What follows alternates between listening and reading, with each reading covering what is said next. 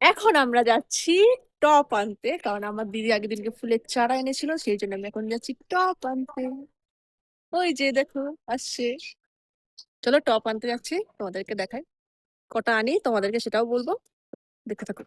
ফুলের টপ আনা হয়ে গেছে, আর আমার প্রচন্ড খিদে পেয়েছে আর কষ্টও হচ্ছে। ফুলের 5টা টপ এনেছি, তার জন্য আমার দিদি আমার জন্য এই খাবারটা এনেছে, কেক এনেছে, কেক। চলো এটা খাই দেখি।